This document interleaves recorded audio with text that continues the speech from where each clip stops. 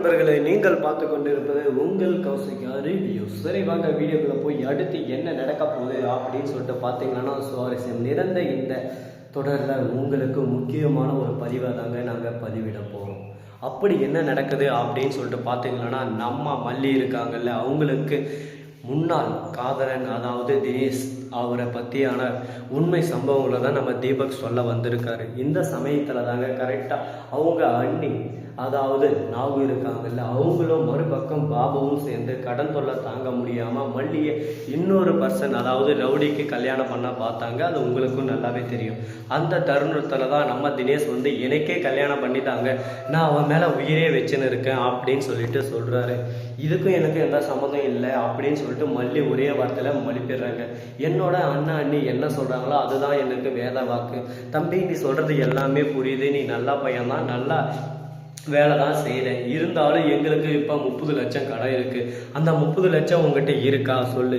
இந்த ரவுடி எங்களுக்கு அந்த பணத்தை கொடுத்தான், அவன் அந்த கடனை அடிக்கிறதுக்கோசரம் என்னோட அதாவது ஏன் அண்ணன் ஹஸ்பண்டோட தங்கச்சி கேட்டான். வேறு வழி இல்லை, அவன் கொஞ்சம் நல்ல லட்சாதிபதியாக இருக்கான். என்ன இருந்தாலும் ஒரு பொண்ணுக்கு அந்த இடத்துல போய் வாழ்றது கஷ்டம் தான், ஆனால் பணம் இருந்தால் அது அப்படியே பழகிடும் அப்படின்னு சொல்லிட்டு நாகோட முட்டாள்தனத்தை அந்த இடத்துல காட்டுறாங்க.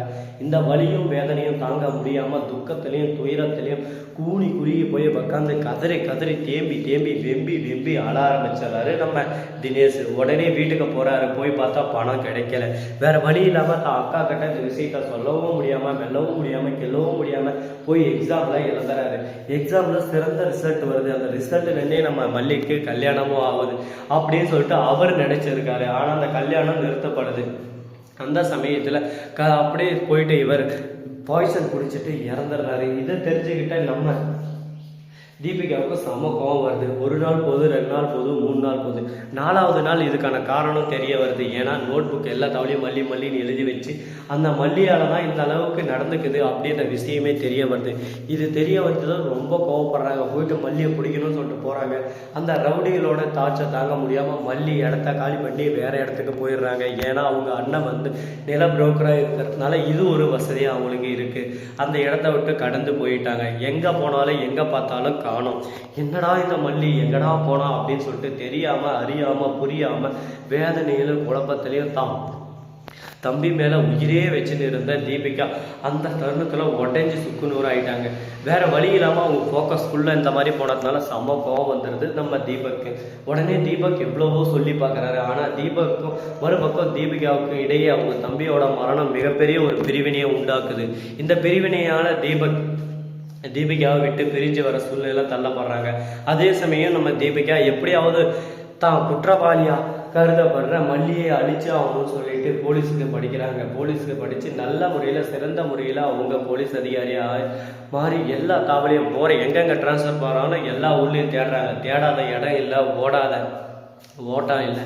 ஆனால் இந்த சமயத்தில் தான் மல்லி கிடைச்சிட்டா. இந்த மல்லியை சும்மா விடக்கூடாது. தான் தம்பிக்கு வளர்றதுக்கு காரணமான இந்த மல்லி ஒரு அடியாக கதறி அழுணும். அவள் சாகக்கூடாது. அந்த சாவு அவளுக்கு சாதாரண சரித்திரமாக மாறிடும். ஆனால் அவளோட ஒரு நாள் கனவும் எல்லாத்தையும் செதைச்சு அவளுக்கு பிடிச்ச விஷயங்கள் எல்லாமே பறித்து அவளை வேதனையில் ஓரமாக தள்ளி அவளை பித்து குடிக்க வச்சு பைத்தியமாக தெரிய வைக்கணும். அப்போ தான் என்னோட தம்பியோட ஆத்மா சாந்தி அடையும் அப்படின்னு சொல்லிட்டு நினச்சிட்டு இருக்காங்க தீபிகா. இதெல்லாம் எங்கே போய் முடிய போகுது, இதில் போய் முடிய போகுதுன்னு சொல்லிட்டு தெரியலைங்க. ஒரு பக்கம் பரபரப்பும் ஒரு பக்கம் பயமும் ரெண்டுமும் சேர்ந்து மயானமாக அமைதியாக இருக்குது. இந்த மயான அமைதியில் அடுத்து என்ன நடக்க போகுது, அடுத்து என்ன பண்ண போகிறாங்க அப்படின்னு சொல்லிட்டு பல கேள்விகள் ஒரு பக்கம் மனசுக்குள்ள ஓடிக்கிட்டு தான் இருக்கு. அப்படி ஓடிக்கிட்டு இருந்தாலும் அதே சமயத்தில் நம்ம நாகு இருக்காங்கல்ல, அவங்க இருந்து அந்த இடத்துக்கு சடனாக வந்து ஐயோ என்ன சொல்கிறீங்க, நீங்கள் தினேஷோட மாமனா அப்படின்னு சொல்லிட்டு அதிர்ச்சியோடையும் ஷாக்கோடையும் பார்க்குறாங்க. ஆனால் உங்களுக்கு ஏன் கோபம் இல்லை அப்படின்னு சொல்லிட்டு கேட்குறாங்க. எனக்கு புரிதல் இருக்குது, அங்கே மல்லியோட தவறு எதுவும் இல்லை. ஒரு பொண்ணு அந்த இடத்துல மல்லியால் என்ன பண்ண முடியுமோ அதுதான் பண்ணாங்க. ஏன்னா மல்லி ஆசையாக பேசி காதல் வலையில் விரிச்சிருந்தா பரவாயில்ல. மல்லி எந்த ஒரு தவறும் செய்யலை. ஆனால் எந்த ஒரு தவறும் செய்யாத மல்லியை எப்படியாவது அழிச்சிடணும்னு சொல்லிட்டு நினைக்கிற தீபிகா கிட்ட இருந்து காப்பாற்றுறது தான் என்னோட நோக்கம். அப்படியே இருந்தாலும் அதே சமயத்தில் தீபிகா பற்றி உண்மை உங்களுக்கு தெரியாததுனால நீங்கள் வாண்டடாக போய் தீபிகா கிட்ட நிறைய கேஸ் விதமான டீட்டெயில்ஸ் எல்லாம் நீங்கள் கொடுக்க வாய்ப்பு இருக்குது. மல்லி இப்போ போயிட்டு வந்த மாதிரி அந்த மாதிரியே தானே நீங்கள் பண்ணீங்கன்னா அடுத்த செகண்டே அது தலைகீழாக மாறும். அதனால் எந்த விஷயம் செய்கிறதா இருந்தாலும் யோசித்து சிந்திச்சு செய்யணும். அப்போ தான் நம்ம ஜெயிக்க முடியும். ஒரு வெற்றி பாதையை நோக்கி நம்ம போகிறோம்னா அதுக்கு ஃபஸ்ட்டு நம்ம எந்த அளவுக்கு சேஃப்டியான ரூட்டில் போகிறோம்னு சொல்லிட்டு பார்க்கணும். அதை விட்டுட்டு நம்ம பாட்டுக்கு ஏதோ ஒரு பாதையில் போயிட்டு நெருப்புலேயோ தண்ணிலேயோ விழுந்தால் நம்ம வாழ்க்கையே சீரழிஞ்சிடும். அதனால் எப்படி போகிறோம்ன்றது முக்கியம் இல்லை, எந்த விதத்தில் போகிறோம் அப்படின்றது தான் ஒரு முக்கியமான ஒரு பாதை அம்சமாக இருக்க போகுது.